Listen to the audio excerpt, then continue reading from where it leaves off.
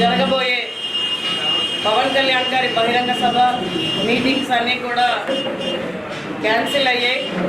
పవన్ కళ్యాణ్ గారి ఆరోగ్య రీత్యా ఈ నిర్ణయం తీసుకోవాల్సి వచ్చింది.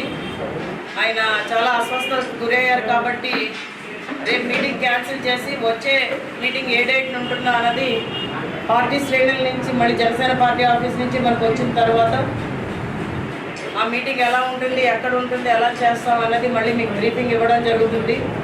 మీడియా మిత్రులందరికీ మా ప్రత్యేక ధన్యవాదాలు.